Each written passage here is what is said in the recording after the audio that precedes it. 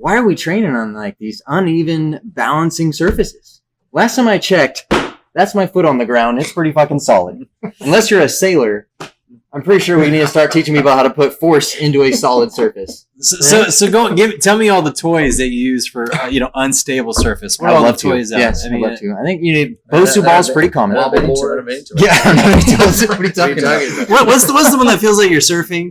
That's the Indo board. Yeah. They got the wobble boards, which is just like one plane. They got the Bosu balls. They got the Air-X pads. How about the good old fashioned one that's like what is that called? The Dynadisc? Dynadisc. Older than time.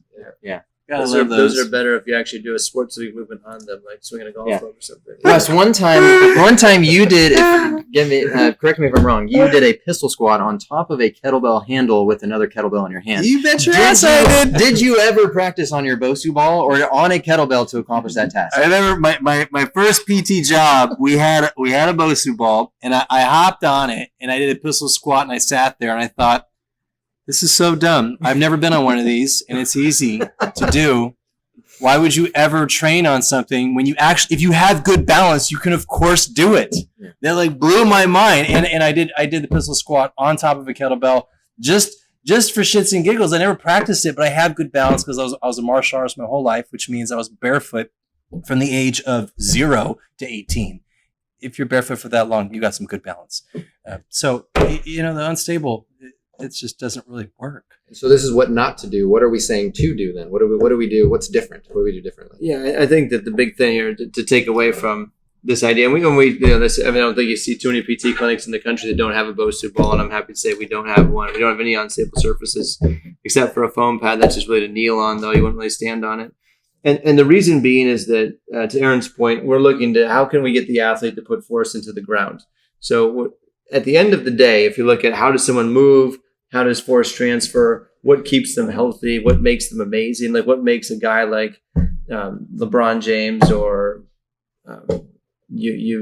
Jamal Murray at a killer game the other day with the Nuggets, just phenomenal athlete. And just watch these guys change direction and how explosive they are and the things they can do. And it's really their ability to engage with a solid surface and then respond and react to it is really what we're looking for at the end of the day. So why would we put them on something unstable? And you guys can think about this. Take a golf club, take a golf swing, stay on a Bosu ball if you like, or stay on something unstable and take a swing. And you recognize that your brain will take away your lower extremity, and all you're going to do is just rotate the upper half, right? And that's exactly the opposite of the pattern we're trying to create, which is engage the ground, use the kinetic chain, use your kinetic force, and push to the ground in a solid way to engage and push off. Well, it makes it kind of tough to use an ankle strategy. So not even just athletes, but just a typical human being that has to be stable on their feet. You initially use an ankle strategy with a perturbation.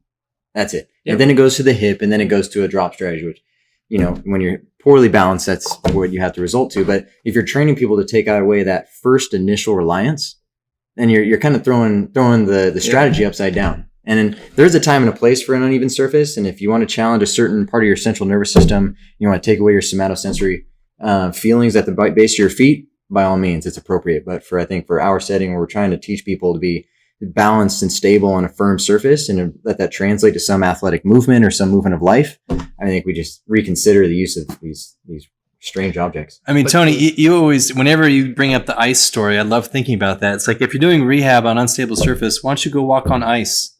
Good luck there. Try to throw something when you're standing on ice. Or run. But to play devil's advocate here, just for a second, please. I think we all firmly believe, I bbelieve that there's no bad exercise, there's the wrong time for them. Right. So are there maybe times where that could be something that we might use? Yeah, I think I've seen some stuff in concussion management, to Aaron's point on central nervous system stuff. When I was in school, I asked this question back in the day. Back in school, I was in ortho class, and the ortho instructor said, "Hey, if you want to enhance someone's balance, stand on foam." Right? You practice your ankle strategy and stay on the phone. And then, an hour later, we were in neuro class, and the neuro teacher was teaching us, and the neuro teacher said, if you stand on foam, it takes away the proprioceptive system. Mm-hmm. So then I immediately raised my hand, like, can you guys have a meeting? Because I think we're having there's some conflict going on here, and I'd like some clarity, which didn't come out until quite a bit of research has been done now and actually showing that people who train on unstable surfaces have actually not produce strength gains compared to those who trained on unstable surfaces. They took a squat group and they looked at athletes on unstable surfaces like foam or BOSU, or it wasn't BOSU, foam or Dynadisc, and then compared it to people who trained on stable surfaces. And those who trained on stable surfaces improved tremendously in their strength outputs and their power outputs, where the other groups stayed level and didn't improve at all. So I think that, again, from a strength and power standpoint, I think it's a bad idea.